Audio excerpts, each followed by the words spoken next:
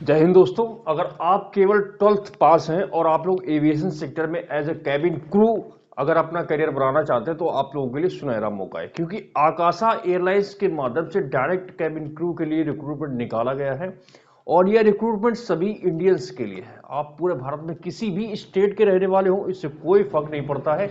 अगर आप लोग इसकी एलिजिबिलिटी क्राइटेरिया को पूरा करते हैं तो आप लोग इसके इंटरव्यू में हिस्सा ले सकते हैं और आप लोग अपना सिलेक्शन पक्का कर सकते हैं। तो दोस्तों, मैं आपको आज की इस वीडियो में बताऊंगा कि इसमें आप लोग कैसे एप्लीकेशन कर सकते हैं, कौन कौन एप्लीकेशन कर सकता है, कौन से बेस के लिए वैकेंसी निकाली गई है, आपके पास कौन कौन से डॉक्यूमेंट्स होने चाहिए। सारी चीजें मैं आपको वन बाय वन बताऊंगा। इसलिए अगर आप लोग इच्छुक हैं एज ए कैबिन क्रू अपना करियर बनाने के लिए तो आप लोग ये वीडियो देख सकते हैं। ठीक है, वीडियो स्टार्ट करने के पहले मैं आपको बता दूं, कैबिन क्रू का मतलब होता है एयर होस्टेस, जिसको हम लोग हिंदी में बोल सकते हैं उड़न परी। ठीक है, उसके लिए वैकेंसी निकाली गई है, ये मेल और फीमेल दोनों के लिए। तो आप लोग ये वीडियो देख लें। अगर आप लोग अपना career as a cabin crew बनाना चाहते हो तो आप लोगों के लिए बहुत अच्छा मौका है। बहुत अच्छी एयरलाइंस है, डायरेक्ट रिक्रूटमेंट है, इसमें कोई थर्ड पार्टी इन्वॉल्व नहीं है। ठीक है, और इसमें आपका सिलेक्शन मेरिट बेस पर होता है, मतलब आपका इंटरव्यू होगा, फिर उसमें एक मेरिट तैयार की जाएगी, उसके आधार पर आपका सिलेक्शन होगा। ठीक है, तो दोस्तों आज की जो वैकेंसी है आकाशा एयरलाइंस के माध्यम से निकाली गई है। मैं आपको बता दूं, आकाशा एयरलाइंस के जो फाउंडर थे वो थे राकेश झुनझुनवाला जी, जो कि अभी इस दुनिया में नहीं है।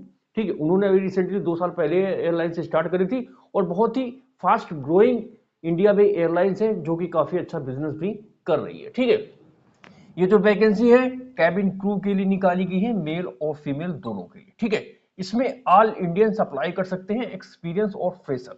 स्पेशली जो हम लोग बात करने वाले हैं फ्रेशर कैंडिडेट्स के लिए, क्योंकि जो ऑलरेडी एक्सपीरियंस होते हैं उनको सारी वैकेंसी के बारे में पता चल जाता है और वो लोग आसानी से एप्लीकेशन कर देते हैं, उनका सिलेक्शन भी हो जाता है। मगर जो बात आती है वो फ्रेशर कैंडिडेट्स के लिए होता है, उनको नहीं पता होता है, वो गलत तरीके से अप्लाई कर सकते हैं, कर देते हैं, या फिर उनको नहीं पता चल पाता है, मतलब कई चीजें हो जाती हैं, तो हम लोग उनके बारे में स्पेशली बात करेंगे। ठीक है, इसमें अगर आप लोग एप्लीकेशन करना चाहते हैं तो आप लोग केवल ऑनलाइन माध्यम से ही एप्लीकेशन कर सकते हैं। इसमें ऑफलाइन माध्यम से कोई फॉर्म नहीं भरा जाएगा और इसमें अप्लाई करने की लास्ट डेट है 26 जनवरी 2025। तो जो भी मेल और फीमेल कैंडिडेट इस वैकेंसी में एप्लीकेशन करना चाहते हैं तो आप लोग अपना 26 जनवरी तक एप्लीकेशन कर देना, मतलब रजिस्ट्रेशन आपको करना पड़ेगा। ठीक है, इसमें आपको कोई फीस नहीं लगेगा, बिल्कुल फ्री ऑफ कॉस्ट आपका ये एप्लीकेशन रहेगा पूरा। ठीक है, मगर उसके पहले आप लोग कुछ चीज जान लीजिए, इसमें आपकी एज 18 से 28 साल होना चाहिए अगर आप फ्रेशर हैं तो। अगर आप एक्सपीरियंस हैं तो आपकी एज 18 से 35 साल होनी चाहिए। ठीक है, वहीं हम लोग इसमें हाइट की बात कर लेते हैं। अगर आप फीमेल्स हैं, ठीक है, तो आपकी हाइट मिनिमम 155 सेंटीमीटर होनी चाहिए।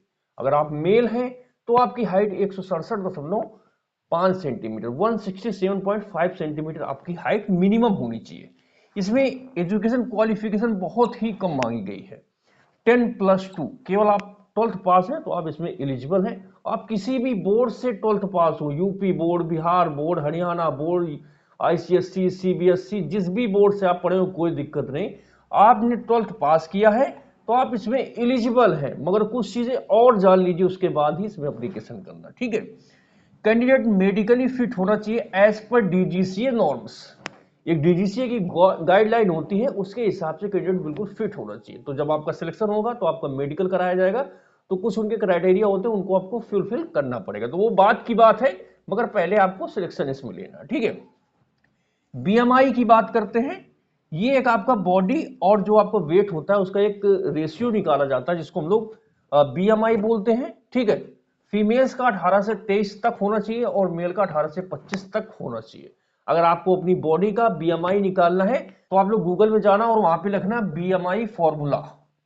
ठीक है, जब आप ये लिखेंगे तो एक आपको आ जाएगा, वहां पे अपनी हाइट और वेट डालना, तो उसके हिसाब से आपका बीएमआई का रेशियो निकल के आ जाएगा। ठीक है, अब डॉक्यूमेंट्स की बात कर लेते हैं। तो आपके पास आपका अपडेटेड रिज्यूम होना चाहिए। रिज्यूम में आपकी वो सारी इंफॉर्मेशन होना चाहिए जो आपसे रिलेट करती है, चाहे आपकी एजुकेशन क्वालिफिकेशन हो, चाहे आपका फैमिली बैकग्राउंड हो, चाहे आपकी स्किल्स हो, चाहे आपका स्ट्रेंथ हो, चाहे वीकनेस हो, हर एक चीज उस रिज्यूम में मेंशन होनी चाहिए। क्योंकि जितना अच्छा और अट्रैक्टिव आपका रिज्यूम होगा उतने ही चांसेस आप लोगों के अधिक हो जाएंगे, क्योंकि इंटरव्यूअर के पास ज्यादा कुछ पूछने के लिए होता नहीं है, तो वो सारी चीजें आपके रिज्यूम से ही पूछता है, इसलिए आप लोग इंटरव्यूअर को मैनिपुलेट भी कर सकते हैं। अपने रिज्यूम के आधार पर। इसलिए आप लोग अपना रिज्यूम बहुत ही अच्छा तैयार करें, ठीक है। पैन कार्ड, आधार कार्ड और पासपोर्ट इसमें मैंडेटरी है, बिना पासपोर्ट के आप लोग इसमें अप्लाई मत करना। वैसे भी अगर आप लोग एयरपोर्ट में जॉब करना चाहते हैं तो आप लोग अपना पासपोर्ट बनवा ले, क्योंकि आजकल लगभग सभी एयरलाइंस ने अपना पासपोर्ट मैंडेटरी कर दिया है, क्योंकि पासपोर्ट एक बहुत ही इंपॉर्टेंट डॉक्यूमेंट्स होता है अगर आप लोग एविएशन सेक्टर में आना चाहते हैं।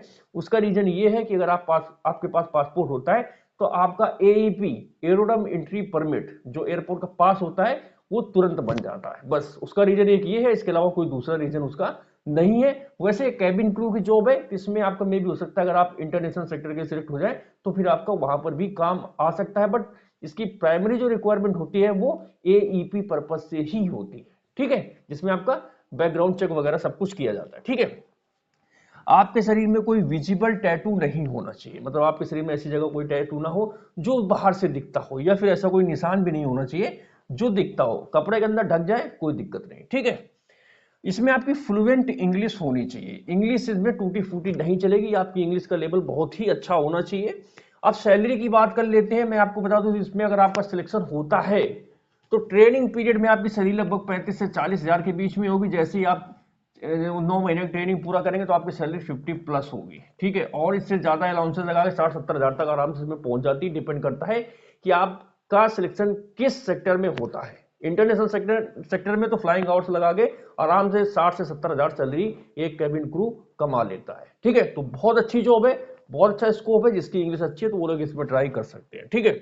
अब बात आती है अप्लाई लिंक की, कि आप लोग इसमें एप्लीकेशन कैसे कर सकते हैं। तो इस रिक्रूटमेंट का अप्लाई लिंक आपको इस वीडियो के नीचे डिस्क्रिप्शन में मिलेगा, तो आप लोग जाके उसमें अपनी डिटेल्स डाल दीजिए। अगर आपकी सारी डिटेल्स उनकी रिक्वायरमेंट के हिसाब से मैच करेंगी तो आपको ईमेल आएगा, इंटरव्यू डेट और वेन्यू, तो फिर आपको इंटरव्यू देने जाना है, ठीक है। अगर आपकी प्रोफाइल शॉर्टलिस्ट होगी तो ही आपको इंटरव्यू के लिए मेल आएगा, अदरवाइज आपको मेल वगैरह नहीं आएगा, ठीक है।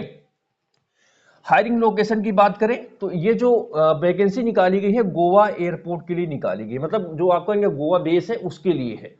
तो इसमें टेंशन मत लीजिए, जो कैबिन क्रू की जॉब होती है इसमें बहुत फ्लाइट टिकट्स वगैरह मिलते हैं, तो आप ऑल इंडिया में कहीं पर भी सिलेक्ट हो जाइए, आपको घर आने जाने में दिक्कत नहीं मिलेगी, क्योंकि आपको जो फ्लाइट टिकट्स वगैरह सब कुछ मिलता है, ठीक है। और इसमें आपको ड्यूटी के दौरान अगर हाल्ट वगैरह होता है तो 5 स्टार होटल वगैरह, बहुत मतलब बहुत लग्जरी लाइफ होती है अगर आप लोग एज ए कैबिन क्रू किसी भी एयरलाइंस में सिलेक्ट हो जाते हैं तो, ठीक है। स्पेशली ये बहुत ही ग्रोइंग एयरलाइंस है, तो आपको फ्यूचर इसमें बहुत आगे तक जा सकता है, और डिपेंड करता है स्पेशली आप पर कि आप कितने स्किल्सफुल और आप कितनी क्वालिटी वाले पर्सन हैं, ठीक है। तो अच्छा मौका है अगर आप लोग as a cabin crew aviation sector में आना चाहते हैं, तो ऐसे मौके आपको बार बार नहीं मिलेंगे, एक बार अपनी किस्मत आप लोग जरूर आजमाएं। आप लोग अप्लाई कर दीजिए, इसमें अप्लाई करने में कोई पैसा आपका नहीं पड़ेगा, आपको डिटेल डाल के छोड़ देना है। अगर आपकी प्रोफाइल शॉर्टलिस्ट होगी तो आपको डेफिनेटली कॉल आएगा, फिर आप लोग इंटरव्यू वगैरह अपना दे सकते हैं, ठीक है।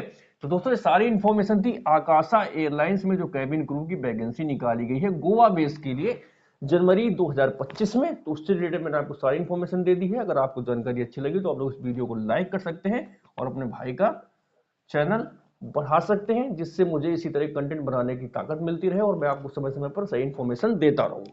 तो दोस्तों आज की इसी इंफॉर्मेशन का खत्म करते हैं आज इस वीडियो को। जल्दी मिलूंगा मैं आप लोगों से नए वीडियो में एक नई जानकारी, तब तक के लिए जय हिंद, वंदे मातरम।